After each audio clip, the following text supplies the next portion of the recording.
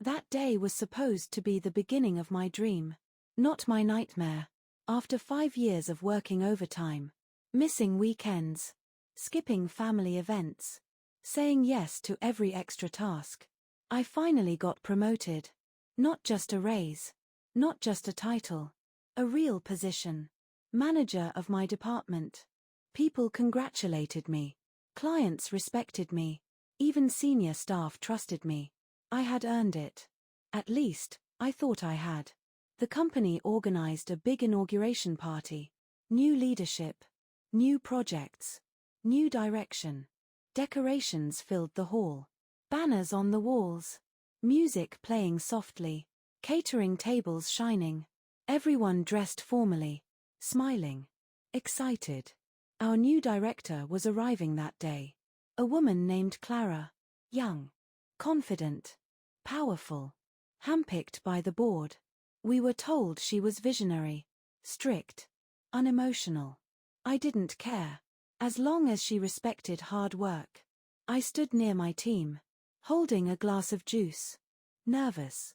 Proud. Hopeful. This was my moment. When she entered, everyone clapped. Tall. Sharp suit. Perfect makeup. Cold smile. She walked straight to the stage. Took the microphone.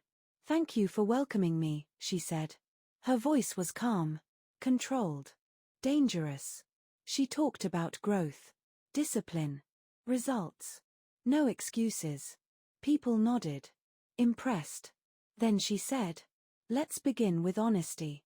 My stomach tightened. "I reviewed the internal reports last night," she continued. "Some people here are unnecessary." Murmurs spread. She scanned the room. Slowly. Deliberately. Like a hunter.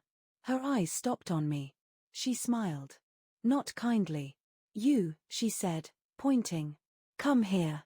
My heart jumped. Confused, I walked toward the stage. Everyone stared. Whispers started. Is he getting praised? Maybe a special award? I hoped so. I really did. She looked at my file on her tablet. Read something. Then looked up. And said clearly, "You're fired." Laughter. Nervous at first. Then louder. People thought it was a joke. I waited for her to smile. She didn't. "I'm serious," she added. "Pack your things. Security will escort you." The room went silent. My ears rang. "What?" I whispered. "You're dismissed," she said coldly. "Poor performance. Low future potential." Low potential? I had built half this department. I trained most of these people. I saved failing projects. My manager stood up. "There must be a mistake," he said. "He's one of our best." She raised her hand. "I make decisions now." That was it. Security appeared. 2 men. Serious faces. They looked embarrassed. But did their job. I walked back to my desk. In shock. People avoided my eyes. Some looked sorry. Most looked relieved it wasn't them. I packed my bag slowly. Photos. Notebook. Pen. Mug. 5 years of life in one box. As I walked out, I saw her laughing with executives. Celebrating. Like she had just won a game. Outside, I sat on the stairs. Hands shaking. Mind blank. Career gone. Reputation destroyed. Future uncertain. All in front of everyone. I checked my phone. No messages. No support. No explanation. Just silence. 3 hours later. My phone rang. Unknown number. I almost ignored it. But I answered. And what I heard would turn that humiliation into the biggest turning point of my life. Sad face. I sat on those steps for a long time, watching people walk past me, laughing, talking, living, like my world hadn't just collapsed. My phone rang again. Same unknown number. This time, I answered. "Hello.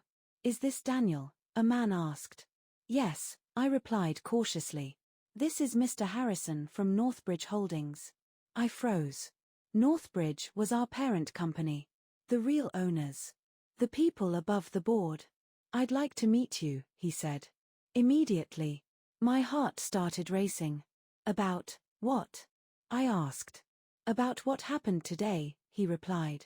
And about Clara. An hour later, I was sitting in a private office downtown. Across from 3 executives. Serious faces.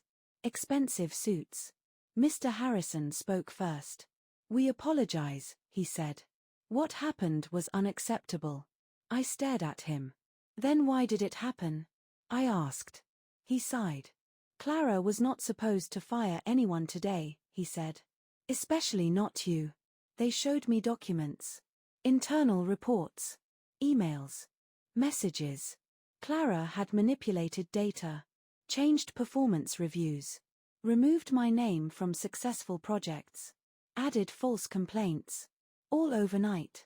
To make me look incompetent. Why? I whispered. Because you discovered irregularities last month, another executive said. Financial leaks. Fake vendors. Inflated invoices. My blood ran cold. I remembered. I had reported strange numbers. Expenses that didn't make sense. And Clara had brushed me off. Smiled. Said she'd handle it. She handled it. By removing me. She thought you were a threat, Mr. Harrison continued. So she eliminated you publicly. They slid another file toward me. It was worse. She had been stealing company funds. Through shell companies. For years. And my audit trail had almost exposed her. You were fired to silence you, he said. I leaned back. Shaking. So, what now? I asked. Mr. Harrison smiled slightly. Now, we correct a mistake. They offered me my job back. With a promotion. And full authority to lead the compliance review. Double salary. Company shares. Legal protection. But that wasn't all. We need your testimony, he added. In the investigation. I didn't hesitate. I'll help, I said. For weeks, I worked quietly with auditors. Lawyers. Forensic accountants. Tracing money. Collecting proof. Building a case. Clara didn't know. She was still playing queen. Firing people. Restructuring departments. Acting untouchable. Until one morning. The elevator doors opened. And internal security walked in with police. They went straight to her office. Everyone watched. Silent. Shocked. As she was escorted out. No makeup. No smile. No power. Just fear. My phone buzzed. A message from Mr. Harrison. Be ready. It's your turn. I knew then. That afternoon, everyone was called into the main conference hall. No explanation. No warning. Just a short message. Mandatory meeting. Attendance required. I walked in quietly and took a seat near the back. Clara wasn't there. Her chair was empty. For the first time. Mr. Harrison stepped onto the stage. His voice was calm. But firm. Today, we announce major changes in leadership, he said. Screens behind him lit up.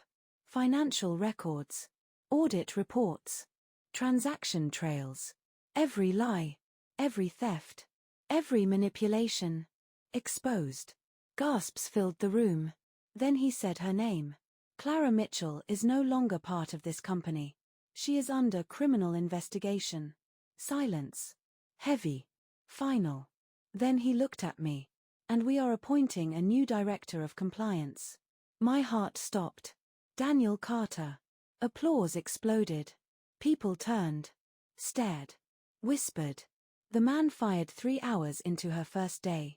Was now standing on the stage. I walked forward. Hands shaking. But head high. I accepted the position. Not with anger. Not with pride. With peace. Later that evening, I stood alone in my office. City lights outside. Quiet inside. I thought about that morning. About humiliation. About doubt. About walking out with nothing. And I smiled. Because sometimes, life doesn't break you. It tests you. To see if you're ready. Ready to rise. Ready to lead. Ready to believe in yourself. She tried to erase me. Instead, she promoted me. Without knowing it. And I learned the greatest lesson. Never let someone else decide your worth. White right pointing backhand index. If this story inspired you, share your thoughts in the comments and don't forget to like, subscribe, and support our channel for more powerful stories.